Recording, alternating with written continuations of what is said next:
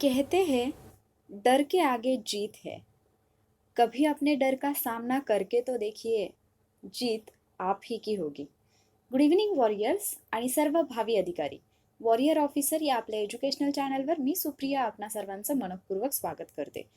युद्धाभ्यास 4.2 मध्ये आपण बेरोजगारी हा टॉपिक पाहणार आहोत आणि याच्यामधल्या बऱ्याच संकल्पना ज्या आपल्याला अवघड वाटतात किंवा ज्या कन्सेप्ट आपल्याला समजत नाहीत, जसे की बेरोजगारीचे प्रकार आहेत किंवा बेरोजगारी ज्या पद्धतीने मोजली जाते त्या पद्धती आहेत, तर ती अवघड वाटणारी प्रत्येक संकल्पना तुमच्या दैनंदिन जीवनातलं उदाहरण देऊन आज मी तुम्हाला समजवणार आहे, ज्यामुळे तुम्हाला अवघड वाटणारी प्रत्येक कन्सेप्ट ही सोपी वाटायला लागेल.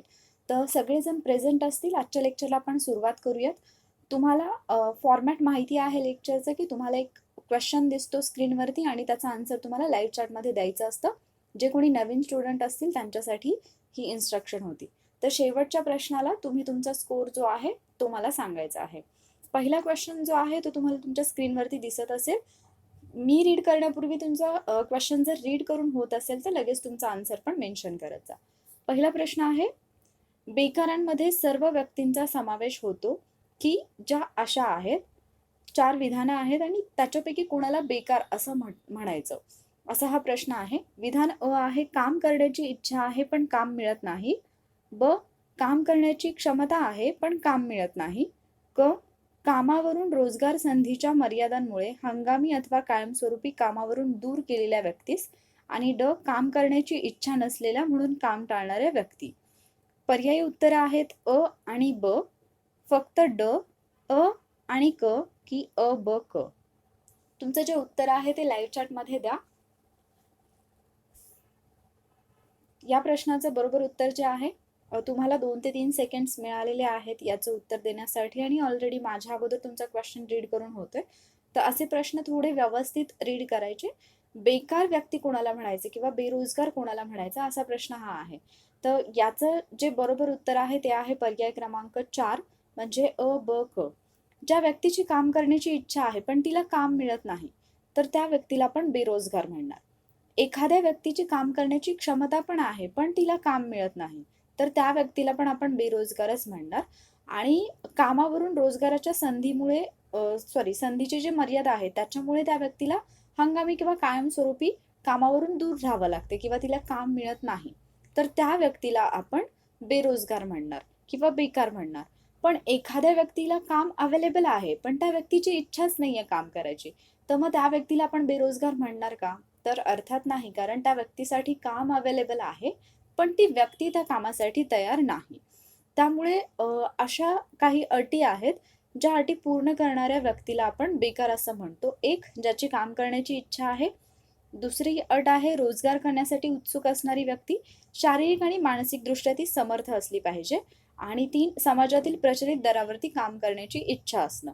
तर आता बऱ्याचदा असं पण होतं की जो रेट चालू आहे किंवा म्हणजे जेवढी हजेरी मिळणार आहे किंवा पगार मिळणार आहे तेवढा मान्य नसल्यामुळे काही स्वतःहून कामावरती जॉईन होत नाही, तर त्यांना आपण बेकार नाही म्हणायचं. तर जे प्रचलित दर सध्या चालू आहे त्या दरावरती काम करण्याची ज्याची इच्छा आहे, तर अशा व्यक्तीला आपण बेरोजगार असं म्हणू शकतो. भारतात बेकारी विषयक आकड्यांचे 3 प्रमुख स्रोत आहेत, हे आपल्याला माहिती पाहिजेत. एक, जी आपली जनगणना होते जी की दर 10 वर्षांनी होते. तर जनगणनेमधून आपल्याला लोकसंख्या समजते आणि त्याच्यामध्ये किती टक्के लोक असे आहेत जे की 15 वर्षापेक्षा जास्त आहेत आणि जे आता कामासाठी अवेलेबल आहेत, ती माहिती आपल्याला मिळते. दुसरी म्हणजे दुसरी आकडेवारी जिथून मिळते ती म्हणजे राष्ट्रीय नमुना सर्वेक्षण संघटन, ज्याला आपण NSSO म्हणतो. तर त्यांचे जे अहवाल असतात रोजगार आणि बेकारांबाबतचे ते. आणि तिसरं जे आहे ते आहे रोजगार आणि प्रशिक्षण सरसंचालनालय यांच्याकडे, एम्प्लॉयमेंट एक्सचेंजकडे जी नोंदणी झालेली असते. तर या आकडेवारीचा उपयोग जो आहे तो देशामधील बेरोजगारीचा दर किंवा बेरोजगार व्यक्तींची संख्या काढण्यासाठी मोजला जातो. तर तुम्हाला फक्त आता या प्रश्नामधून हे लक्षात ठेवायचं आहे की बेरोजगार कोणाला म्हणायचं. तर याच्याबरोबर काही कन्सेप्ट आहेत ज्या तुम्हाला समजणं जास्त गरजेचं आहे, ज्याच्यावरती प्रश्न येऊ शकतात. तर त्याच्यामधली पहिली जी कन्सेप्ट आहे ती आहे श्रमशक्ती, म्हणजे त्याला आपण म्हणतो लेबर फोर्स. मग लेबर फोर्स कोणाला म्हणायचं? अशी काही व्यक्ती जे की काम करण्यासाठी तयार आहेत किंवा काम करतात किंवा कामाच्या शोधामध्ये आहेत, ठीक आहे, किंवा असे की जे काम शोधत नाहीत किंवा काम करत नाहीत, पण ते कामासाठी कॅपेबल आहेत किंवा त्यांची क्षमता आहे काम करण्याची. तर अशा सगळ्या व्यक्तींचा समावेश जो आहे तो श्रमशक्तीमध्ये होतो.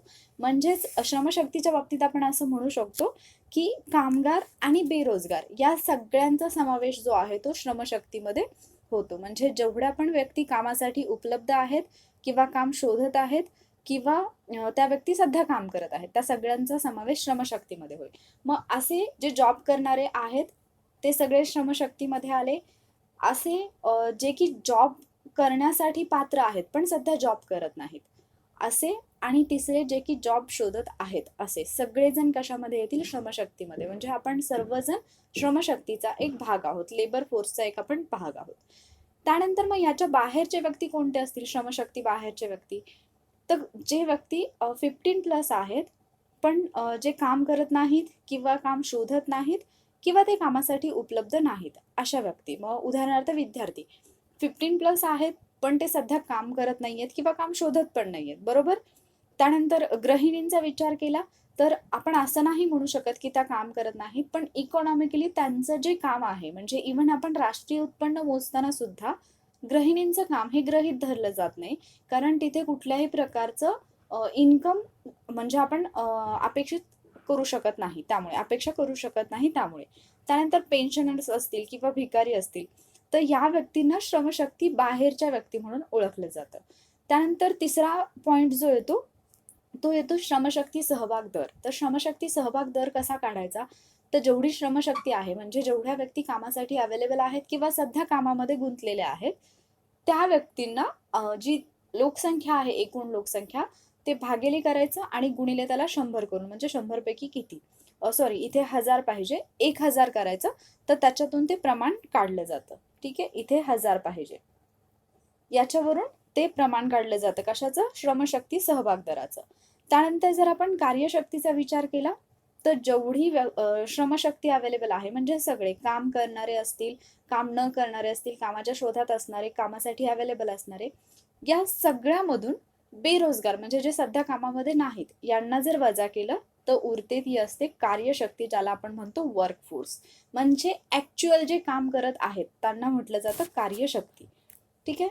त्यानंतर पुढचा प्रश्न जो आहे, आता एवढ्या कन्सेप्ट तुम्हाला समजल्या असतील, तर बेरोजगारीचा दर पण कसा काढला जातो? जसा आपण श्रमशक्तीचा काढला, त्याच पद्धतीने फक्त बेरोजगारीचा दर काढताना बेरोजगार भागिले श्रमशक्ती केलं जातं. म्हणजे जेवढे बेरोजगार आहेत, तर हे बेरोजगार कुठून आहेत? श्रमशक्तीतून बेरोजगार आहेत. तर मग भागिले श्रमशक्ती केलं जातं आणि त्याला गुणिले 1000 केलं जातं. अशा पद्धतीने बेरोजगारीचा दर काढला जातो, जो की आपल्याला विचारला जाऊ शकतो. ओके. पुढचा प्रश्न आहे, तुमच्या स्क्रीनवरती दिसत असेल. भारतातील अर्धरोजगारीचे कारण कोणते? 4 विधानं आहेत. पहिलं विधान आहे विशेष पात्रता आणि व्यावसायिक कौशल्यांची गरज. दुसरं विधान आहे अनैच्छिक अर्धवेळ काम. तिसरं विधान आहे गरजेपेक्षा जास्त कामगार भरणं आणि चौथं विधान आहे वरीलपैकी सर्व. तर भारतातील अर्धरोजगारीचं कारण कोणतं हे तुम्हाला सांगायचं आहे. तर तुम्हाला अर्धरोजगारी म्हणजे काय ही कन्सेप्ट सुद्धा माहिती असली पाहिजे आणि तेवढी कन्सेप्ट जरी माहिती असेल तरी आपण उत्तर देऊ शकतो. तर उत्तर जे आहे तुमचं ते लाईव्ह चॅटमध्ये मेन्शन करा. अर्धरोजगारी. तर अर्धरोजगारी जी आहे, तर या प्रश्नाचं उत्तर अगोदर मी सांगते. या प्रश्नाचं उत्तर आयोगाने जे दिलेलं आहे ते आहे पर्याय क्रमांक 4.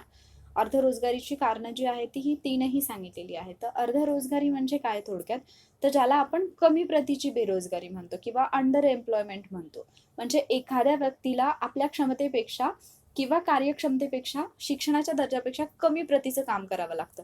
म्हणजे मी उदाहरणार्थ सांगते की लास्ट इयर काहीतरी फॉर्म निघाले होते शिपाई भरतीसाठी, राईट? आणि तिथे जी शैक्षणिक पात्रता होती ती होती 4थी पास.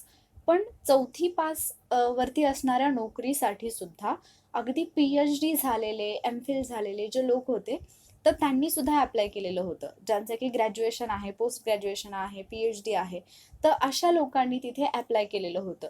मग त्या लोकांना जर समजा तो जॉब मिळाला, तर तिथे त्यांना त्या गोष्टीला आपण म्हणतो कमी प्रतीची बेरोजगारी किंवा अंडर एम्प्लॉयमेंट. म्हणजे त्यांची पात्रता जास्त आहे, पण ते काम करतात अगदी त्यांच्या क्षमतेपेक्षा कमी दर्जाचं, तर त्याला म्हटलं जातं अर्धरोजगारी, अर्धबेरोजगारी किंवा कमी प्रतीची बेरोजगारी. मग आता तसं पाहायला गेलं तर मला असं वाटत होतं की याचा आन्सर ॲक्च्युली 2 असायला पाहिजे. कारण बऱ्याचदा ज्या व्यक्तींकडे तेवढी पात्रता आहे, शैक्षणिक पात्रता आहे, पण तरीसुद्धा काही आर्थिक कारणांमुळे त्यांना त्यांच्या पात्रतेपेक्षा कमी दर्जाची नोकरी करावी लागते. पण आयोगाने दिलेलं उत्तर जे आहे ते आहे पर्याय क्रमांक 4. कारण इथे तिसरं विधान, पहिलं आणि दुसरं विधान बरोबर आहे, पण तिसऱ्या विधानामध्ये मला थोडा डाऊट वाटत होता. त्याचं रिझन म्हणजे गरजेपेक्षा जास्त कामगार भरणा जिथे असतो, त्याला आपण प्रछन्न किंवा छुपी बेरोजगारी असं म्हणतो. तर हे रिझन होतं, पण आयोगाचं उत्तर जे आहे ते पर्याय क्रमांक 4 आहे आणि आपल्याला आयोगाचीच उत्तरं फॉलो करायची आहेत. या गोष्टी लक्षात ठेवा. तर प्रछन्न बेरोजगारी काय आहे? या सगळ्या बेरोजगारीचे प्रकार आपण पाहणार आहोत. पहिल्यांदा तर अर्धरोजगारी म्हणजे काय, तर हे लक्षात ठेवा, की एखाद्या व्यक्तीची कुवत जास्त आहे किंवा शैक्षणिक पात्रता जास्त आहे, क्षमता जास्त आहे, शिक्षणाचा दर्जा चांगला आहे, पण तरीसुद्धा कमी प्रतीचा रोजगार त्या व्यक्तीला करावा लागतो आणि ऑलमोस्ट आपल्याकडे आपण पाहू शकतो, की बऱ्याच ठिकाणी आपल्याला अशा प्रकारची बेरोजगारी. मग आता तुम्ही रिलेट कसं करायचं? तुमचं कोणी फ्रेंड किंवा तुमचे कोणी रिलेटिव्ह असतील, जे की खूप एज्युकेटेड आहेत, पण ते सध्या त्यांच्या शैक्षणिक पात्रतेपेक्षा कमी प्रतीचं काम करतायत. तर त्यांना पाहून तुम्ही कमी प्रतीची बेरोजगारी जी आहे ती लक्षात ठेवू शकता किंवा अंडर एम्प्लॉयमेंट हा प्रकार लक्षात ठेवू शकता. पुढचा प्रश्न आहे, खालीलपैकी सुशिक्षित बेरोजगारीवर परिणाम करणारे घटक कोणते? 3 घटक दिलेले आहेत. पहिला घटक आहे अनुत्पादक व्यक्तीला अधिक सवलती, दुसरा घटक आहे सेवा क्षेत्राचे खाजगीकरण, तिसरा घटक आहे माहिती तंत्रज्ञानाला अधिक महत्त्व. पर्यायी उत्तर आहेत अ आणि ब. त्यानंतर दुसरा पर्याय आहे फक्त ब, तिसरा पर्याय आहे ब आणि क आणि चौथा पर्याय आहे वरीलपैकी सर्व. तर याचं जे उत्तर आहे ते लाईव्ह चॅटमध्ये द्या. इथे तुम्हाला सुशिक्षित बेरोजगारी म्हणजे काय हे लक्षात येईल. तर सुशिक्षित बेरोजगारी म्हणजे आत्ता आपण कन्सेप्ट पाहिली अर्धबेरोजगारी, त्यानंतर आता आपण पाहणार आहोत सुशिक्षित बेरोजगारी. आणि ऑलरेडी आपण कन्सेप्ट पाहिलेला आहे, श्रमशक्ती म्हणजे काय, कार्यशक्ती म्हणजे काय, श्रमशक्ती सहभाग दर कसा काढला जातो किंवा बेरोजगारी दर कसा काढला जातो ह्याच्याबद्दल आपण बोललेलो आहोत. तर या प्रश्नाचं जे बरोबर उत्तर आहे ते आहे पर्याय क्रमांक 4 म्हणजे वरीलपैकी सर्व. सुशिक्षित बेरोजगारी म्हणजे काय? पहिल्यांदा तर एज्युकेटेड अनएम्प्लॉयमेंट असं आपण त्याला म्हणतो. जेव्हा सुशिक्षित लोक जे आहेत ते कमी प्रतीच्या किंवा खुल्या बेरोजगारीला बळी पडतात, तेव्हा त्याला सुशिक्षित बेरोजगारी असं म्हणतात. म्हणजे एखादी व्यक्ती खूप शिकलेली आहे, पण तरीसुद्धा तिच्याकडे जॉब नाही, तर अशा व्यक्तीला आपण सुशिक्षित बेरोजगार म्हणतो. हे अगदी सहज आणि सोपं आहे. तर सुशिक्षित बेरोजगार जे आहे, तर या व्यक्तीच्या पाठीमागे जर आपण पाहिलं, की या गोष्टीला किंवा सुशिक्षित बेरोजगारीवरती परिणाम करणारे घटक जर पाहिलं, तर अनुत्पादक व्यक्तीला अधिक सवलती दिल्या जातात. बऱ्याचदा असं होतं, की एखाद्या व्यक्तीचं उत्पादन काहीच नसतं, पण गव्हर्नमेंटच्या काही स्कीम असतात, ज्याच्या थ्रू त्यांना पेमेंट मिळतं. बरोबर? त्यानंतर सेवा क्षेत्राचं खाजगीकरण. आता इथे एक गोष्ट लक्षात घ्या, की शिक्षण हे जे क्षेत्र आहे ते सेवा क्षेत्रामध्ये येतं थोडक्यात.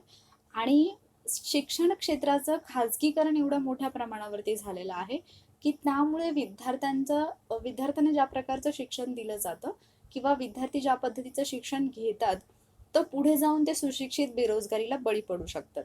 आणि माहिती तंत्रज्ञानाला अधिक महत्त्व हे सुद्धा कारण आहे, जे की सुशिक्षित बेरोजगारीला जबाबदार आहे. त्याचं रिझन म्हणजे तुम्ही शिकलेले आहात, पण मे बी ज्या ठिकाणी 10 माणसं काम करू शकतात, त्या ठिकाणी 10 माणसांच्या ऐवजी ते 10 माणसांचं काम 2 कॉम्प्युटर किंवा 2 रोबोट करत असतील, तर उरलेली 8 माणसं जी आहेत ती बेरोजगार होतात अशा पद्धतीने. तर जेव्हा व्यक्तीला शिक्षित आणि कुशल असताना देखील पात्रतेनुसार अनुरूप रोजगार शोधण्यामध्ये अपयश येतं, तेव्हा त्या व्यक्तीला सुशिक्षित बेरोजगार असं म्हटलं जातं. इथे लक्षात घ्या, की त्या व्यक्तीला रोजगारच मिळालेला नाही, त्या व्यक्तीला आपल्या पात्रतेचा रोजगार मिळालेला नाही, त्यावेळेला त्या व्यक्तीला आपण सुशिक्षित बेरोजगार असं म्हणतो. आणि हे दोष असण्यापाठीमागचं एक कारण असं सांगितलेलं आहे, ते म्हणजे मोठी लोकसंख्या, पण त्याचबरोबर शिक्षण व्यवस्थेमधले दोष सुद्धा एक कारण आहे. विशेषतः भारतामध्ये शिक्षण व्यवस्थेचा जर विचार केला, तर जीवन कौशल्य शिकवण्यापेक्षा पुस्तकी ज्ञानावरती अधिक भर दिला जातो, जे की आपल्याकडे म्हणजे कोणताही एखादा विद्यार्थी जर तुम्हाला म्हटला, की मी 12वीला होतो किंवा आता जस्ट माझी 12वी झाली, 10वी झाली, तर सडनली पहिला क्वेश्चन हाच असतो, की किती टक्के मार्क्स मिळाले. म्हणजे एखाद्या व्यक्तीकडे असणाऱ्या स्किलपेक्षा त्या व्यक्तीला किती मार्क्स मिळाले याला जास्त महत्त्व दिलं जातं. आणि हा एक मायनस पॉईंट किंवा आपण असं म्हणू शकतो, की ड्रॉबॅक आहे. ओके. तर कोठारी आयोग जो होता 1964-66 ला स्थापन झालेला, तर त्या आयोगाने सुद्धा शिक्षणामध्ये आणि देशाच्या विकासामध्ये मोठे अंतर असल्याचं मान्य केलं होतं किंवा त्यांच्या अहवालामध्ये त्यांनी ते नमूद केलेलं होतं. तर सुशिक्षित बेरोजगारी समजली असेल तुम्हाला आणि कमी प्रतीची बेरोजगारी समजली असेल. पुढचा प्रश्न आहे, हा प्रश्न जो आहे हा ऑलरेडी एक्सप्लेन केलाय, त्याच्याशीच रिलेटेड आहे, तर हा लक्षात येईल तुमच्या. जेव्हा एखाद्या व्यक्तीला त्याच्या कुवतीपेक्षा किंवा पात्रतेपेक्षा कमी दर्जाचे काम करावे लागते किंवा काम पत्करावे लागते, तेव्हा त्यास काय म्हणतात? अ न्यून रोजगारी आणि ब छुपी रोजगारी. फक्त अ, फक्त ब, अ आणि ब, की अ आणि ब दोन्ही नाही? तर याचं जे उत्तर आहे ते लाईव्ह चॅट मध्ये द्या. एखाद्या व्यक्तीला त्याच्या कुवतीपेक्षा किंवा पात्रतेपेक्षा कमी दर्जाचं काम करावं लागणं, तर याला काय म्हणतात? तर अर्थात मगाशी मी सांगितलं होतं की अर्ध बेरोजगारी किंवा कमी प्रतीची बेरोजगारी असं म्हणतात, ज्याला अंडर एम्प्लॉयमेंट म्हणतात. त्यालाच दुसरा एक शब्द आहे तो म्हणजे न्यून रोजगारी. न्यून रोजगारी असं सुद्धा त्याला म्हटलं जातं. त्यामुळे या प्रश्नाचं उत्तर जे आहे ते आहे पर्याय क्रमांक 1. जर आपण छुपी रोजगारी हा जर पॉईंट पाहिला, तर छुपी रोजगारी अर्थात सगळ्यांना माहीत असते आणि सगळ्यांना पाठ असते ती, ज्याला की छुपी बेरोजगारी, त्यालाच दुसरा शब्द आहे अदृश्य किंवा प्रछन्न बेरोजगारी. सॉरी, म्हणजे लक्षात घ्या की समजा एखाद्या व्यक्तीकडे शेती आहे, आपण असं गृहीत धरूया की समजा एका माणसाकडे जेवढी शेती आहे त्या शेतीमध्ये 4 लोकांनी जरी काम केलं तरी सुद्धा तो माणूस जेवढं उत्पन्न निघायला पाहिजे तेवढं उत्पन्न काढू शकतो. पण त्याच्या फॅमिलीमध्ये 6 मेंबर्स आहेत, म्हणून ते 6च्या 6 लोक त्या शेतीमध्ये काम करतात. म्हणजे शेतीचा एक तुकडा आहे ज्याच्यावरती 4 लोकांनी जरी काम केलं तरी सुद्धा तेवढंच उत्पन्न मिळतंय. परंतु घरामध्ये 6 व्यक्ती आहेत म्हणून या 6च्या 6 व्यक्ती त्या शेतामध्ये काम करतात, पण उत्पन्न तेवढंच आहे. म्हणजे इनडायरेक्टली हे जे एक्स्ट्राचे 2 लोक आहेत ते कसे झाले? अनएम्प्लॉईड झाले. म्हणजे त्यांचं इन्कम काहीच नाही, त्यांनी जे काम केलं त्याच्यातून आउटपुट काहीच नाही. त्यामुळे या अशा प्रकारची जी बेरोजगारी असते तिला छुपी बेरोजगारी किंवा अदृश्य, कारण इथे ते लोक कामात आहेत असं दिसतंय, पण प्रत्यक्षात त्यांच्या कामाचं आउटपुट काहीच नाही. त्यामुळेच तिला अदृश्य किंवा प्रछन्न बेरोजगारी असं म्हटलं जातं. आणि अदृश्य किंवा छुपी किंवा प्रछन्न बेरोजगारीमध्ये सीमांत उत्पादकता ही शून्य असते. म्हणजेच काय, की त्या व्यक्तींचं उत्पन्न, ज्या व्यक्ती अशा पद्धतीच्या बेरोजगारीमध्ये आहेत त्यांचं उत्पन्न हे शून्य असतं. कारण या 2 व्यक्ती जरी समजा हे काम सोडून गेल्या तरी सुद्धा त्या उत्पन्नावरती काहीच परिणाम होणार नसतो. आणि लक्षात ठेवायला सगळ्यात सोपी वाटणारी ही बेरोजगारी आहे किंवा हा बेरोजगारीचा प्रकार आहे. पुढच्या क्वेश्चनकडे जाऊयात. पुढचा क्वेश्चन आहे अनैच्छिक बेकारी म्हणजे काय? तर हा पण एक महत्वाचा प्रश्न आहे आणि सध्या खूप म्हणजे आपण असं म्हणू शकतो की बरेच जण MPSC वॉरियर्स जे आहेत ते या प्रकारच्या बेकारीला सामोरे जात असतात. तर पात्रता आणि क्षमतेनुसार काम न मिळणे, ब प्रचलित वेतनावर काम न मिळणे, क काम असून काम न करण्याची इच्छा आणि ड अपुरे काम असणे. 1 केवळ अ विधान चुकीचे आहे, 2 क आणि ड विधाने चुकीचे आहेत, 3 ब क आणि ड विधाने चुकीचे आहेत आणि 4 केवळ विधान ड चुकीचे आहे. तर याचं जे बरोबर उत्तर आहे ते लाईव्ह चॅटमध्ये द्या. अनैच्छिक बेकारी म्हणजे काय असं विचारलेलं आहे, तर आपण ऑलरेडी छुपी बेकारी म्हणजे काय ते पाहिलेलं आहे. त्याचबरोबर आपण अर्ध बेरोजगारी काय आहे किंवा कमी प्रतीची बेरोजगारी काय आहे ते पाहिलं, सुशिक्षित बेरोजगारी काय आहे ते पाहिलं. आता आपण आलोय अनैच्छिक बेरोजगारीकडे. तर या प्रश्नाचं जे बरोबर उत्तर आहे ते आहे पर्याय क्रमांक 2 म्हणजे विधान क आणि ड चुकीचं आहे. अनैच्छिक बेकारी म्हणजे काय? पात्रता आणि क्षमतेनुसार काम न मिळणं आणि प्रचलित वेतनावर काम न मिळणं. तर आता थोडक्यात लक्षात घ्या की आपली इच्छा आहे काम करण्याची, पण सिच्युएशन अशी आहे की आपलं जे काही म्हणजे एज्युकेशन आहे किंवा तुमची जी पात्रता आहे त्या पात्रतेचं काम तुम्हाला मिळत नाही, किंवा जेवढं वेतन तुम्हाला मिळायला पाहिजे की जे तुम्ही डिझर्व करता तेवढ्या वेतनावरती तुम्हाला काम मिळत नाही, तर त्याला आपण अनैच्छिक बेकारी असं म्हणतो. काही वेळेला यालाच आपण सुशिक्षित बेरोजगारी असं सुद्धा म्हणू शकतो. म्हणजे त्याचाच एक हा प्रकार येतो की आपल्या पात्रतेनुसार काम मिळत नाही म्हणून आपण स्वतःहूनच बेरोजगार राहिलेलो आहे, कारण आपल्या लेवलचा जॉब आपल्याला मिळत नाही. म्हणजे स्वतःच्या इच्छेने थोडक्यात स्वीकारलेली ही बेरोजगारी आहे. ठीक आहे, पुढच्या क्वेश्चनकडे जाऊयात. खालीलपैकी कोणती विधाने बरोबर आहेत? 3 विधानं दिलेली आहेत. विधान अ आहे भारतामध्ये मोठ्या प्रमाणात बेरोजगारी ग्रामीण क्षेत्रात आहे. ब कृषी क्षेत्रातील छुपी बेरोजगारी बारमाही आहे, आणि क भारतामध्ये औद्योगिकीकरणामुळे अनेक लोकांना रोजगार रहित केले आहे. अ आणि ब विधान योग्य आहे.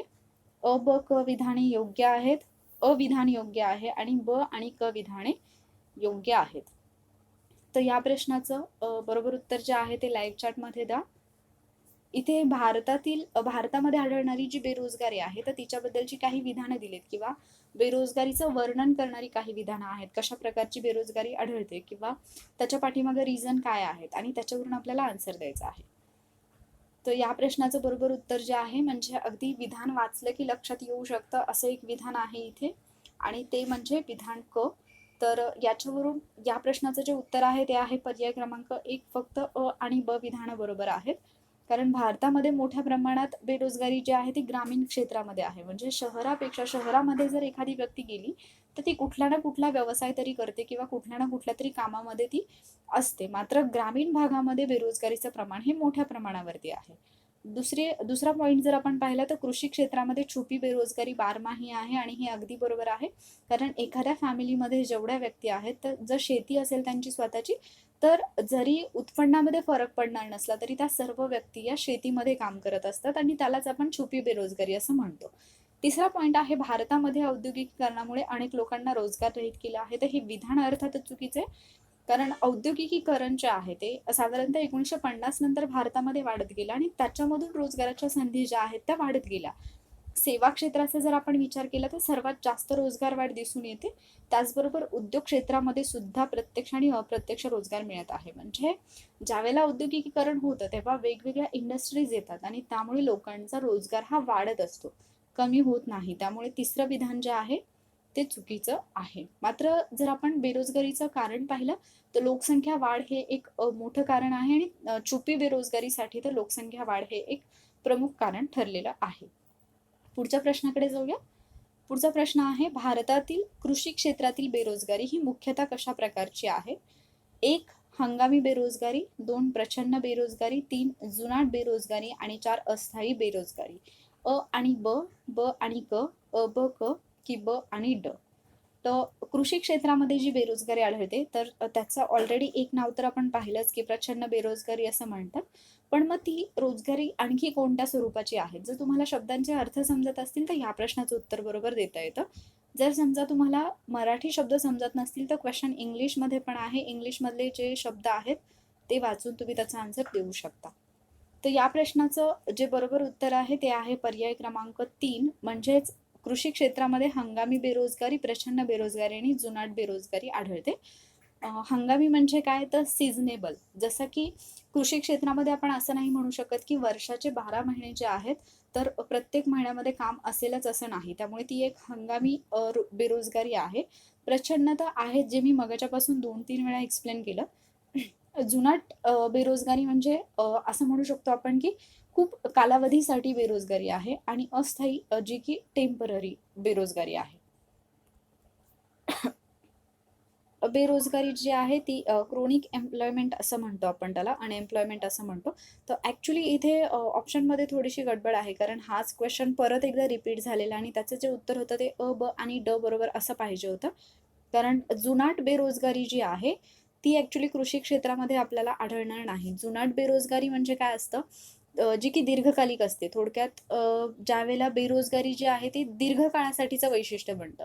पण शेती क्षेत्रामध्ये जर आपण पाहिलं तर ती आपल्याला जास्त कालावधीसाठी आढळत नाही, कारण ती टेम्पररी असते, म्हणजे अस्थायी बेरोजगारी. सो याचं उत्तर जे आहे इथे करेक्शन असायला पाहिजे. ॲक्च्युली हा जो प्रश्न आहे तो MPSCने 2013ला मेन्सला विचारलेला आहे, पण हा प्रश्न परत एकदा रिपीट झालेला आहे MPSCलाच. आय डोंट रिमेंबर की एक्झॅक्टली कुठल्या एक्झामला झाला, पण त्याचं जे उत्तर आहे ते अ, ब आणि ड बरोबर असं पाहिजे. कारण जुनाट प्रकारची बेरोजगारी जी आहे ती कृषी क्षेत्रामध्ये आढळत नाही. कृषी क्षेत्रामध्ये म्हणजे एका वर्षापेक्षा सुद्धा अधिक कालावधीसाठी काही व्यक्ती ज्या आहेत त्या बेरोजगार राहतात, तर त्याला आपण जुनाट बेरोजगारी म्हणतो. आणि कृषी क्षेत्रामधली जी बेरोजगारी आहे ती हंगामी स्वरूपाची आहे, आणि अस्थायी आहे, म्हणजे टेम्पररी आहे. काही दिवसानंतर परत काम अवेलेबल होणार असतं. सो या क्वेश्चनमध्ये थोडंसं करेक्शन करून घ्या. इथे मे बी ए, बी आणि डी असा ऑप्शन असायला पाहिजे. तर हे मे बी बुकमध्ये टायपिंग मिस्टेक असू शकते. तर कृषी क्षेत्रामध्ये हंगामी बेरोजगारी, प्रचंड बेरोजगारी आणि अस्थायी बेरोजगारी दिसून येते. जुनाट बेरोजगारी दिसून येत नाही कृषी क्षेत्रामध्ये, कारण कृषी क्षेत्रामध्ये ठराविक कालावधीसाठीच. आता जर आपण जुनाट बेरोजगारी आहे तिचा जर विचार केला तर काही देशांमध्ये, म्हणजे विशेषतः विकसित देशांमध्ये, एका वर्षापेक्षा अधिक कालावधीसाठी जे बेरोजगार व्यक्ती राहतात तर त्यांना दीर्घकालिक बेरोजगार असं म्हणतात. आणि न्यून विकसित किंवा विकसनशील देशांमध्ये सुद्धा अशी बेरोजगारी जाणवते, ज्याच्यामध्ये की संसाधनाचा अल्प विकास आणि वापर असेल किंवा उच्च लोकसंख्या वाढीचा दर असेल, कालबाह्य तंत्रज्ञानाचा वापर असेल, तर इत्यादीमुळे ही बेरोजगारी भेडसावते. पण शेतीमध्ये टेम्पररी जी अनएम्प्लॉयमेंट आहे ती आपल्याला आढळून येते. हंगामी बेरोजगारी म्हटलं तर प्रत्येक, म्हणजे जो हंगाम आहे शेतीचा त्या हंगामामध्येच रोजगार उपलब्ध असतो, इतर वेळेला रोजगार उपलब्ध होत नाही. आणि अदृश्य किंवा प्रचंड बेरोजगारीबद्दल आपण ऑलरेडी बोललेलो आहोत. त्यानंतर पुढचा प्रश्न आहे, खालीलपैकी कोणत्या प्रकारची बेरोजगारी उत्पादन पूर्ण रोजगार पातळीवर असताना उद्भवू शकते? व्यवस्थित प्रश्न वाचून समजून घ्या. कोणत्या प्रकारची बेरोजगारी उत्पादन पूर्ण रोजगार पातळीवर असताना उद्भवू शकते? 1. घर्षण बेरोजगारी, 2. आवर्ती बेरोजगारी, 3. रचनात्मक बेरोजगारी आणि 4. वरीलपैकी कोणतेही नाही. तर इथे घर्षणात्मक बेरोजगारी म्हणजे काय, म्हणजे फ्रिक्शनल अनएम्प्लॉयमेंट म्हणजे काय माहिती पाहिजे. त्यानंतर आवर्ती बेरोजगारी म्हणजे काय आणि रचनात्मक बेरोजगारी म्हणजे काय हे तुम्हाला माहिती पाहिजे. तर या प्रश्नाचं जे बरोबर उत्तर आहे ते आहे पर्याय क्रमांक 1, म्हणजे घर्षणात्मक बेरोजगारी. तर घर्षणात्मक बेरोजगारी म्हणजे काय, ज्यावेळेला कामगार अधिक चांगल्या रोजगाराच्या प्रतीक्षेमध्ये ऐच्छिकरित्या बेरोजगार असतो तेव्हा त्यास आपण घर्षणात्मक बेरोजगारी असं म्हणतो.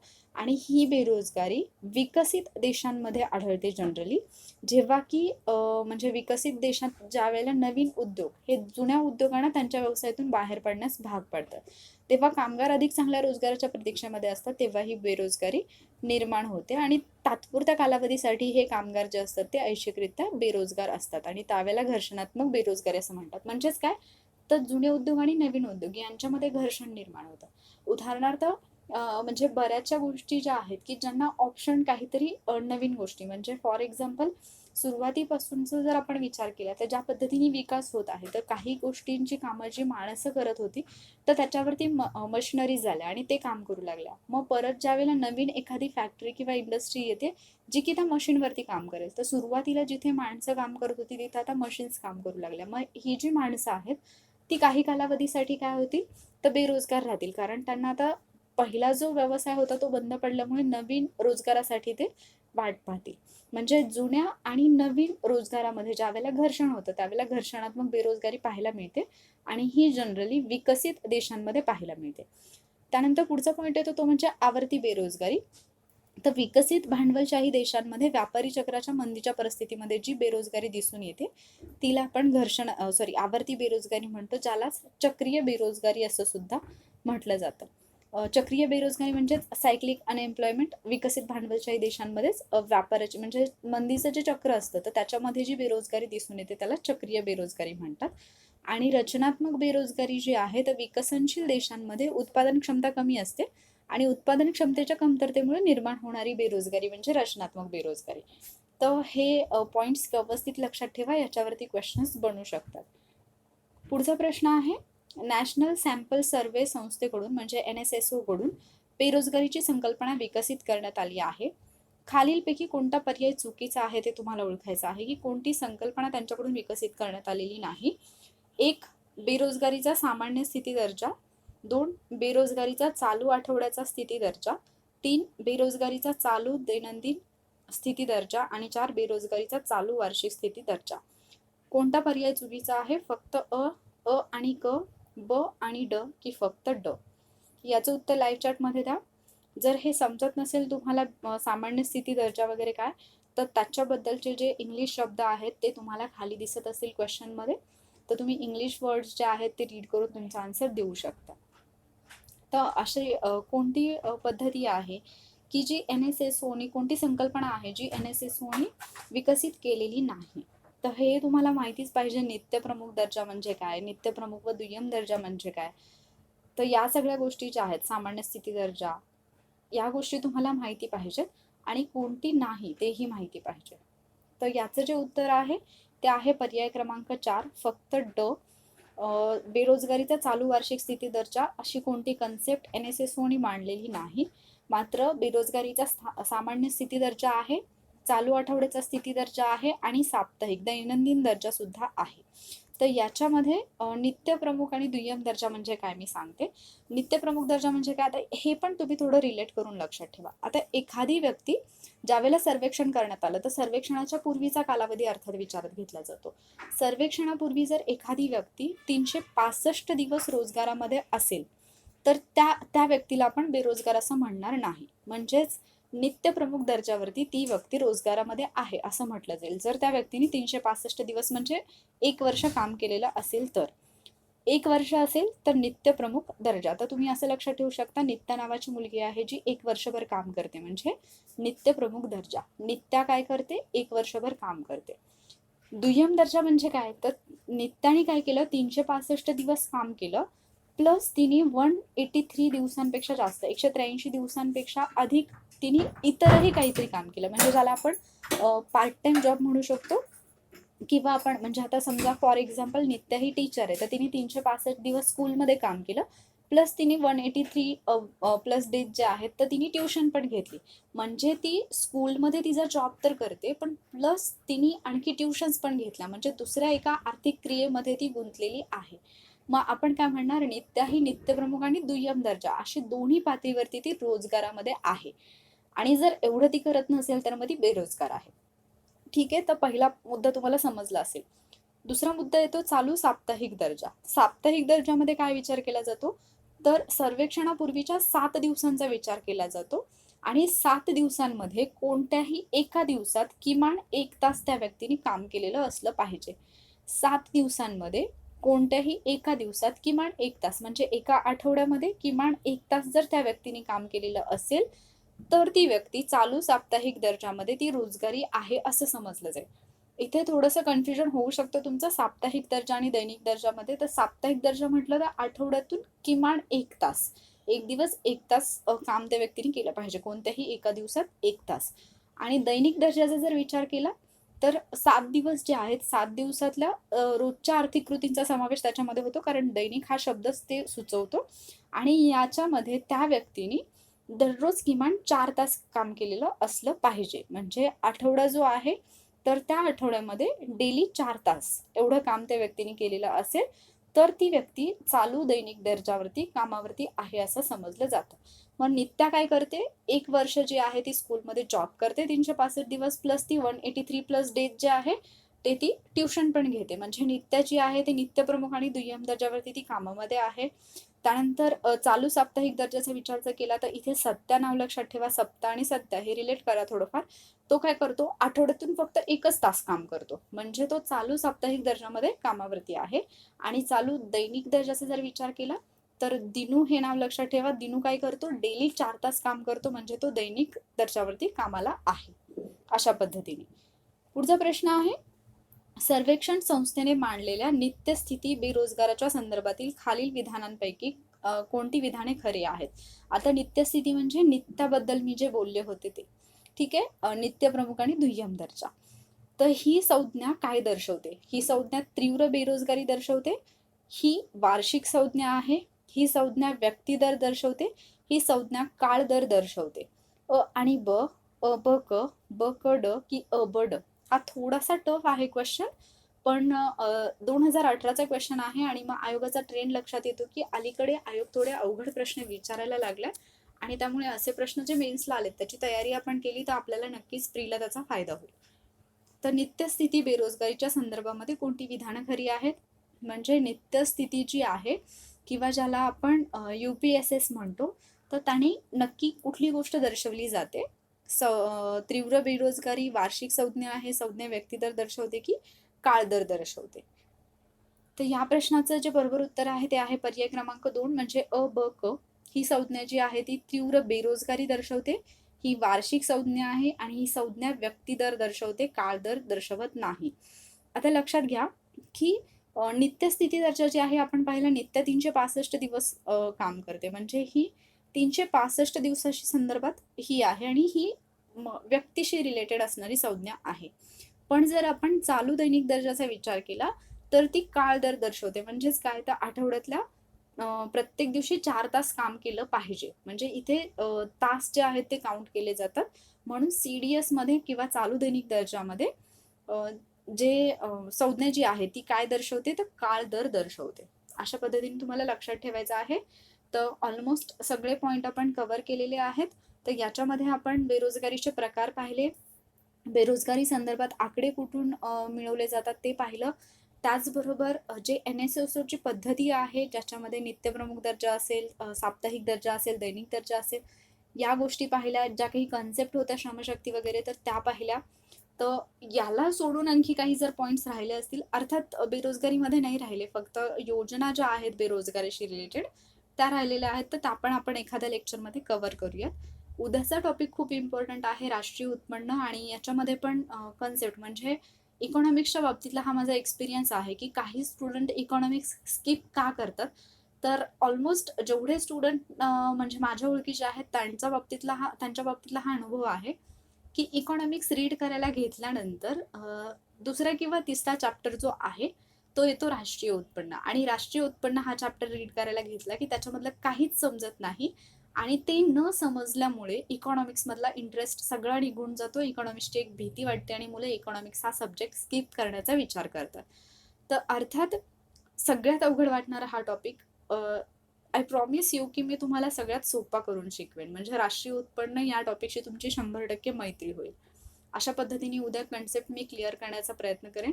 क्वेश्चन्स इझी जरी असले तरी सुद्धा या भ्रमात राहू नका की म्हणजे मला सगळे येते, किंवा अवघड जरी वाटत असले तरी या टेन्शनमध्ये पण राहू नका की मला खूपच अवघड जाते. इथून तुमच्या कन्सेप्ट क्लिअर होतील आणि एक्झाममध्ये नक्कीच या प्रश्नांची उत्तरं तुम्ही देऊ शकाल, कारण आपला परफॉर्मन्स एक्झाममध्ये कसा आहे हे जास्त इम्पॉर्टंट आहे. स्कोर ज्यांनी अजूनही मेन्शन केलेलं नाही, तुमचा स्कोर मेन्शन करा. तुमचा स्कोर पाहायला मला आवडतं नक्कीच, कारण की तुम्ही लेक्चरला येता म्हणजे तुम्ही नक्कीच अभ्यास करून येत असाल, त्यामुळे एक कॉम्पिटिशन असते. आणि तुम्हाला तुमचा स्कोर सांगण्यामधली उत्सुकता, तेवढीच उत्सुकता मलाही असते तुमचा स्कोर पाहण्याची. तर अवघड वाटत असलं इकॉनॉमिक्स तरी स्कोर बऱ्यापैकी येतोय तुमचा. काही जणांचा खूपच चांगला येतोय. काल पण एक दोघांचा थोडाफार कमी आला होता, but don't worry, concept clear होणं हे जास्त इम्पॉर्टंट आहे. उद्याच्या टॉपिकची व्यवस्थित तयारी करून ये. उद्या आपण राष्ट्रीय उत्पन्न हा टॉपिक घेणार आहोत. ठीक आहे. तर जर ही लेक्चर सिरीज तुम्हाला युजफुल वाटत असेल तर लाईक करा, तुमच्या फ्रेंडसोबत शेअर करा. आणि आपला जो टेलिग्राम चॅनल आहे, ज्याची लिंक तुम्हाला डिस्क्रिप्शनमध्ये सुद्धा मिळेल, तुम्ही अजून जॉईन केला नसेल तर चॅनलला जॉईन करा. तिथे तुम्हाला स्टडी रिलेटेड जे मटेरियल आहे ते अवेलेबल होईल. So stay safe. Thank you warriors.